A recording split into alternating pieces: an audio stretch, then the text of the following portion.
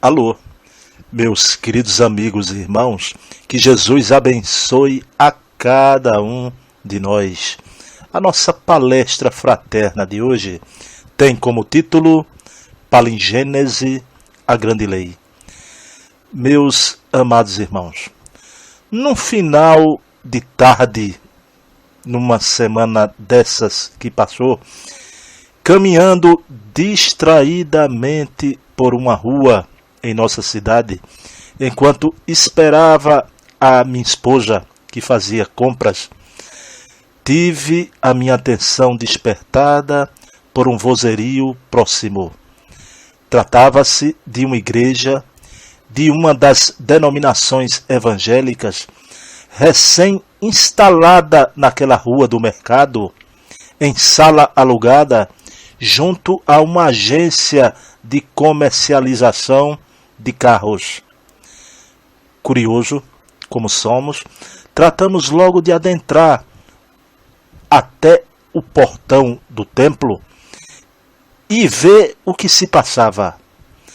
Era uma atividade religiosa, mas precisamente um culto de exorcismo realizado ali de forma intencionalmente muito ostensiva, com muita gente circulando a porta.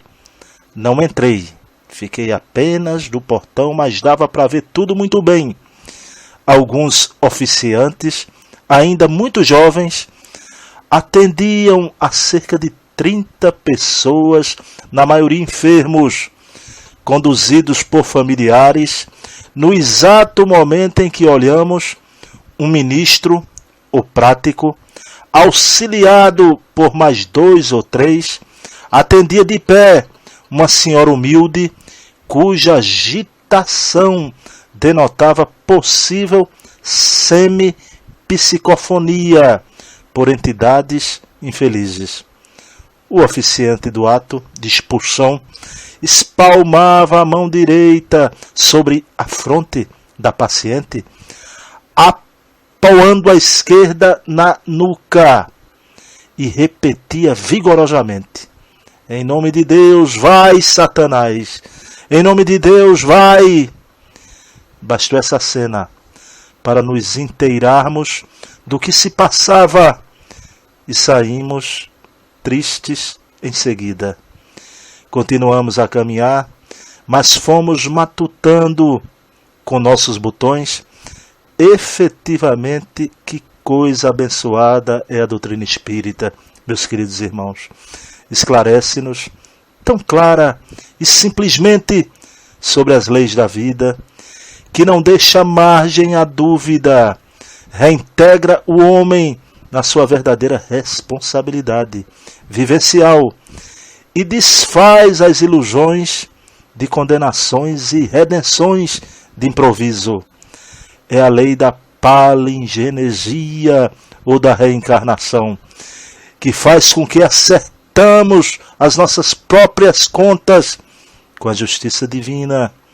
Interessante. Continuei a conjecturar naquele passeio de volta ao mercado. No passado, de outras vidas, as vítimas não eram escorraçadas. Pelo contrário, para atender a propósitos inferiores, utilizavam-se até atrativos e engoldos artificiosos para aliciá-las.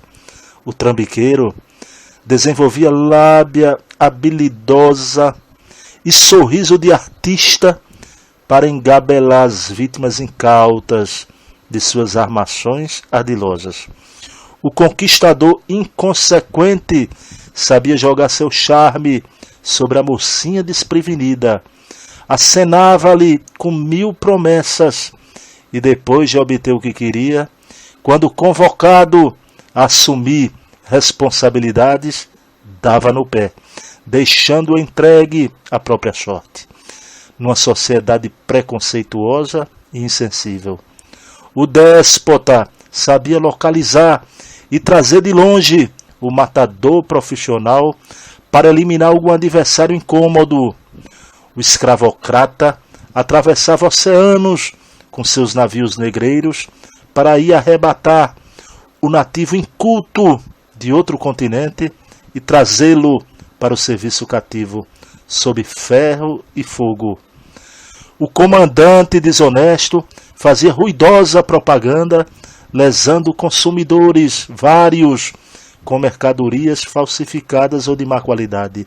Ao longo de uma vida, o patrão desumano servia-se de empregados humildes, comprometendo-lhes muitas vezes a saúde nas condições perigosas ou insalubres de trabalho, sob mísera remuneração.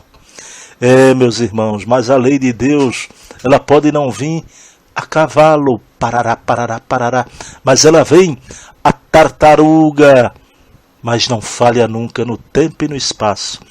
E todas essas pessoas que malbarataram as suas atividades, prejudicando o próximo, elas vão ter um encontro com a lei. Então vão ter que ressarcir perante as leis maiores da vida todo o mal cometido. Então perguntamos ao querido amigo, este grande espírita, doutor Alberto Almeida, de Belém do Pará, o que é que ele tem a nos dizer sobre isso, não é? Sobre esse reaver-se ante a lei maior da existência, esse acertar de contas com a nossa própria consciência. O que você tem a nos dizer, querido Alberto Almeida? Na fala evangélica, a cada um segundo as suas obras. Então somos aquilo que fazemos de nós mesmos. Somos os herdeiros da nossa própria existência. Estamos retirando da vida o eco, aquilo que nos oferecemos para a vida, nesta ou em outras existências. E aquilo que fazemos hoje no presente é a semeadura do futuro.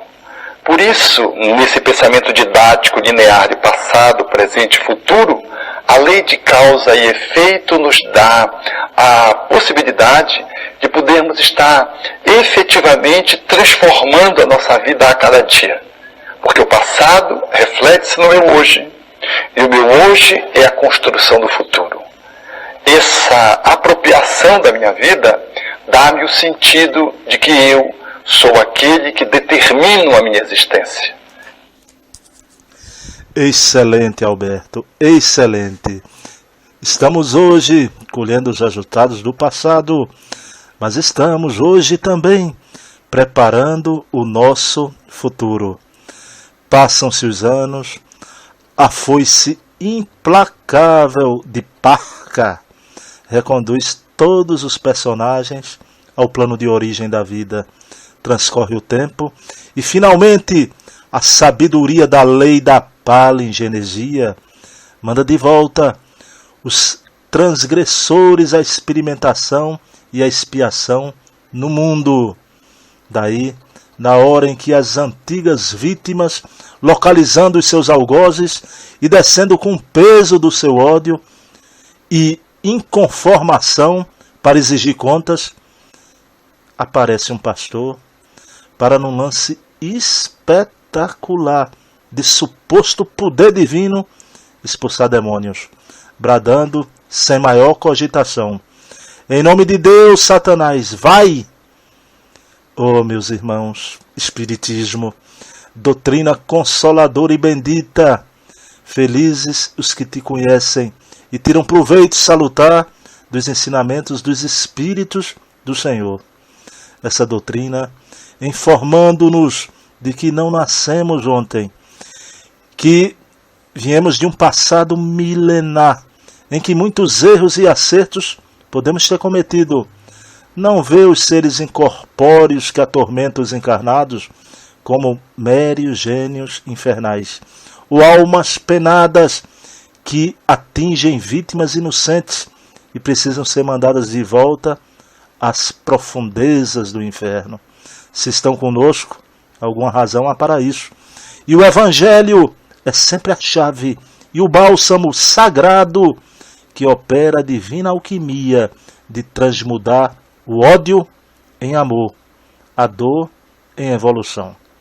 Ok? Meus queridos amigos e irmãos, desejo a todos vocês um dia repleto de luz.